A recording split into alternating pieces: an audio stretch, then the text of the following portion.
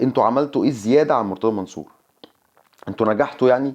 طب انتوا حققتوا انجاز، حققتوا بطولات؟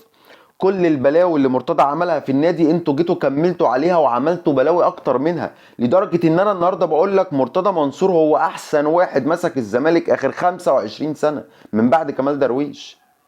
هو احسن واحد مسك الزمالك. مرتضى منصور لما كان بيجي يقول للجمهور انا معيش فلوس، كنا بنروح احنا مالناش دعوه، اتصرف اتصرف، احنا عايزين صفقات في يناير، عايزين صفقات اول الموسم. طب احنا معناش فلوس، مالناش دعوه، احنا عايزين مدير فني. مرتضى منصور هو اللي جاب لي فيريرا، وهو اللي جاب لي باتشيكو، وهو اللي جاب لي كارتيرون، وهو اللي جاب لي جروس، هو اللي جاب لي كل البطولات دي. ما هو مرتضى منصور ده اللي خلاني لعبت 2 نهائي افريقيا. انتوا عملتوا ايه؟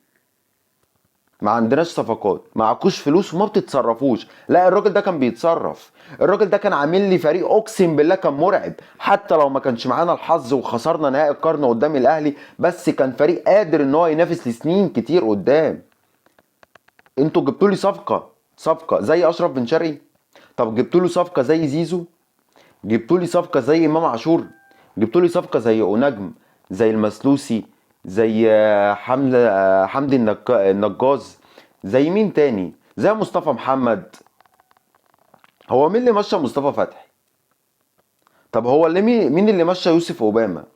طب مين اللي مشى بن شرقي؟ طب مين اللي مشى زيزو؟ انتوا دمرتوا النادي.